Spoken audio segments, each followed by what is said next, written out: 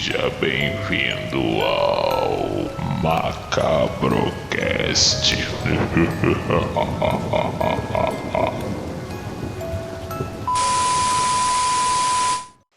Boa noite, família Macabra. Espero que vocês estejam bem. Voltamos aqui com um bônus para vocês sobre o tema de abduções brasileiras. Nós vamos falar por um caso na verdade, para mim, o caso mais macabro de abduções no Brasil.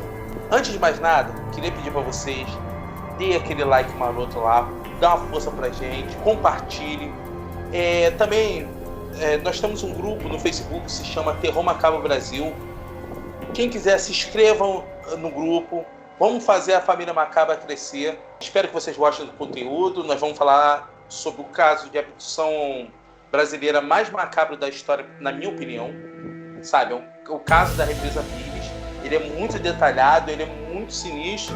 E nós já vamos começar com o pé na porta logo. Quem vai falar sobre esse caso é a Camila. Camila, o que você tem a dizer sobre o caso Billys? Esse caso, ele é de longe o mais macabro, né? Aí eles nomeiam, né, o contato até quinto grau, que é o contato onde você é abduzido, onde você tem contato com os alienígenas, e às vezes é até agredido. Mas esse contato, acho que seria um contato de sexto grau, né? Tamanha a brutalidade que aconteceu. E esse caso aconteceu em setembro, né, de 88, um senhor de 53 anos, chamado Joaquim Sebastião Gonçalves, sofria, né, de problemas com álcool, e ele utilizava remédios para epilepsia. E com a interação desses remédios, tal, ele tinha distúrbios mentais, a família já não tinha muito contato com ele era uma pessoa meio à margem da sociedade e da família. Ele sumia por dias, ficava desaparecido, e numa dessas, a família não deu mais conta dele, ele foi dado como desaparecido, até que encontraram um corpo na represa Billys, e depois de um tempo a família veio a reconhecer ele, que havia sido tratado como indigente, a família veio a reconhecer como sendo o senhor Joaquim. Então, o que descobriram nesse dia? A família conta que ele tinha o costume de pescar na represa, ele entrava, nadava, ia até outra margem da represa para pescar, e não foi diferente nesse dia, estava calor. Ele fez isso, ele tirou as roupas dele, colocou escondido no mato, ficou só de cuecas, na represa, atravessou e foi fazer a pesca dele. O que as autoridades que entraram no caso, por conta de que, devido ao calor, ao esforço físico de nadar e a interação com o medicamento para epilepsia e o álcool, e provavelmente ele teve um mal súbito na água e foi levado à margem, e lá os animais se alimentaram.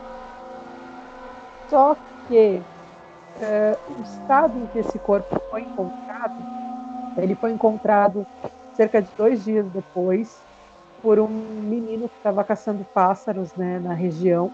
E aí o menino chamou a polícia, veio os bombeiros e aí começaram as autópsias. A princípio, esse menino que estava caçando pássaros, ele diz que não tinha o avistamento de urubus perto. Eles estavam sobrevoando, mas que não estavam ali se alimentando do homem, né? E esse homem foi encontrado em estado deplorável. Ele tinha a pele da mandíbula arrancada, assim como a musculatura, né? Ele não tinha as pálpebras, ele não tinha os oculares, ele tinha incisões nas axilas e na virilha, ele tinha cortes também no pé, e o mais bizarro, ele não tinha os órgãos internos. Os órgãos foram aparentemente aspirados. Ele não tinha uma gota de sangue, o sangue foi totalmente drenado do corpo dele, e essas incisões axilares provavelmente auxiliaram na drenagem do sangue. Só que as incisões dele, por mais absurdo que pareçam, as incisões eram cirúrgicas, com uma precisão cirúrgica, e elas eram queimadas em volta, né? Que é uma característica que os médicos utilizam em cirurgia, né? Eles vão cauterizando a região para que não haja tanta perda de sangue, tanta hemorragia. E aí depois, na autópsia, registraram no cérebro dele, que o cérebro estava na cavidade, e registraram que ele tinha partes deterioradas devido ao nível de estresse que ele sofreu. Então, levaram a crer que todos os órgãos, todos os procedimentos que foram realizados nesse homem foram realizados enquanto ele ainda estava vivo. Ele provavelmente morreu em choque de dor, porque tudo aquilo estava sendo feito nele. A polícia entrou no caso, disse que a empresa era Guarapiranga, não era. A própria polícia fala que provavelmente ele foi uma desova de corpo, né? Porque ali naquela região era realmente muito famoso por conta disso, né? As facções, os traficantes, enfim, os assassinos. Então é uma história bizarra, a riqueza de detalhes, o que você pensa que esse homem passou em vida é uma coisa assim horripilante, muito pesada. Não acredito que tenha sido crime, até porque se fosse um serial killer que tivesse feito isso, que é mais plausível, por que esse serial killer não voltou a matar?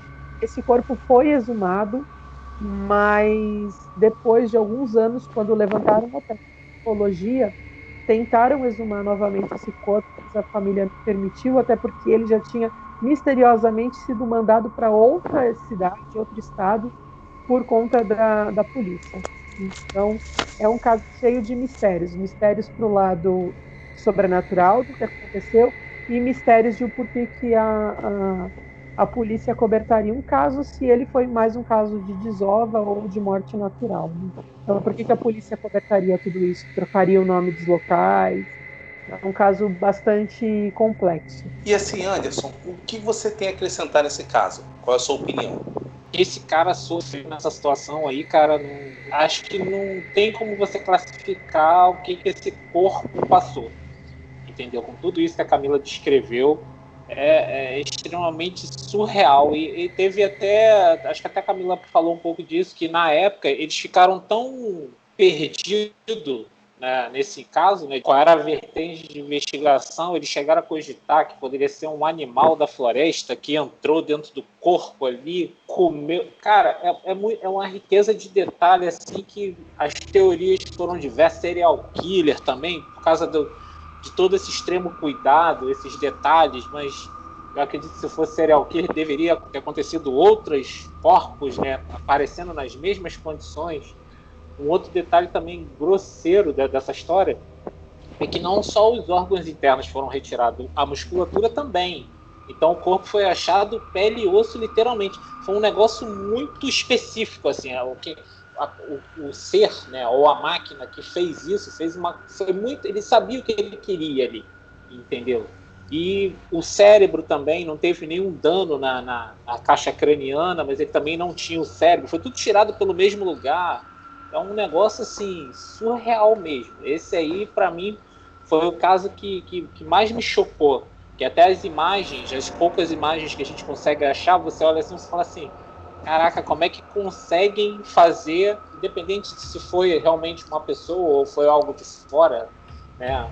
Que a gente não sabe, não tem como comprovar, porque esse caso já é um caso mais complexo. Ele não tem testemunha, ele não tem outros avistamentos em volta ali do possível ocorrer, ele é um pouco mais complexo, mas é um caso extremamente surpreendente e chocante mesmo. Para vocês que não conhecem esse caso, ele só foi cogitado o envolvimento alien porque são ferimentos cirúrgicos cauterizados e até hoje ninguém sabe qual a máquina ou o que foi utilizado para tirar esses órgãos. Não tem uma máquina na Terra que possa tirar os órgãos, a massa muscular com precisão que foi feito a essa pessoa. Entendeu? Isso não existe, ainda não temos tecnologia para isso. Então, por isso que foi cogitado ser obra de alienígenas. E é o tal do contato de 5º grau, onde a pessoa não sobrevive. Realmente foi E assim, sádicos, porque fizeram isso tudo com ele vivo. Parecia que ele tinha que sentir essa dor, eles queriam... isso aí até me lembra um pouco, eu sou meio de dar uma viajada, isso aí me lembra um pouco o que o exército japonês fez na Segunda Guerra com os chineses, as experiências científicas com os seres humanos, sabe? Eles pegaram mulheres grávidas, abriram a barriga, tirando o bebê sem anestesia, congelava membros e quebrava para ver o quanto que o ser humano pode suportar dor antes de falecer. E o nível de sadismo se compara ao que fizeram com esse corpo. É uma coisa que realmente assim, é o que o ser humano costuma fazer para estudar os animais, o que o ser humano foi capaz de fazer com outro ser humano durante a guerra, que foi a pior época da humanidade. Seres de outro planeta vêm com uma tecnologia inimaginável e faz isso com o ser humano. É uma coisa que chega a dar até muito medo. E lembrando que, Peterson, os ufólogos que estiveram envolvidos nessa pesquisa, né? Porque o caso aconteceu em 88, mas ele só foi noticiado mesmo, né? No início dos anos 90, quando ele 93 ou 97, não tenho certeza, quando ele caiu na mão do Notícias Populares, né? Que era um jornal sensacionalista da época e que gostava muito desses casos sobrenaturais e estranhos. E eles que abriram tudo, fuçaram tudo e trouxeram à tona a história. E aí os ufólogos entraram, né, na história e fizeram pesquisas, e eles dizem que, analisando os ferimentos, tem muita semelhança com os ferimentos de animais que eles encontram, que supostamente também foram atacados por alienígenas. As incisões e as coisas são muito parecidas com os animais. Outra questão de que levantaram uma história de que tinha testemunha que viu um tempo antes um urubu dentro de um cavalo e disse que quando chegou perto viu a barriga do cavalo mexer e aí de dentro da barriga saíram urubus que estavam comendo o cadáver do cavalo por dentro. Por onde que esses urubus teriam entrado no corpo desse homem a ponto de comer todos os órgãos dele? Outra coisa que corrobora a parte ufológica é que um pouco depois aconteceu de uma mulher em Minas, diz que ela conversou com os vizinhos, estava ótima, e aí entrou para casa. Algumas horas depois ela foi encontrada morta e também com a parte do maxilar extirpada, com boa parte do corpo, né, sem peles. E aí a gente entra na história. Roedores invadiram a casa dessa mulher e a comeram viva em questão de algumas horas. Isso é impossível. Urubus também não eram, porque além de ter acontecido há muito pouco tempo, ela estava dentro da casa dela. E ela foi achada algumas horas depois nesse mesmo estado. Então, aí pensamos em contato ufológico, tanto da represa Billings quanto no caso dela, e um contato que culmina em morte, né? É uma coisa que dá medo, né? E assim, outro detalhe, o único animal que se tem notícias que poderia fazer esse ferimento de comer por dentro é um peixe da Amazônia que se chama carandiru, que ele entra como se fosse buracos de bala e come por dentro. Só que esse peixe só existe na Amazônia. E outra coisa também, os buracos, eles estavam cauterizados. Não existe animal que cauteriza ferimento. Isso é impossível. Então, de umas duas. Ou é realmente uma coisa de alienígenas, uma abdução, ou um serial killer estilo Jack Stripador. Mas é o que o Anderson falou, você falou, se fosse um serial killer, teria encontrado muito mais corpos desse jeito. E ele realmente tem dado mais cuidado em esconder esse corpo, né? Porque esse corpo não foi escondido, esse corpo estava à margem da represa ali para quem quisesse ver, né? E outra coisa estranha é que os urubus não pegaram o corpo, eles não chegaram perto. Isso o menino também comentou, os urubus não chegaram perto. É muito estranho.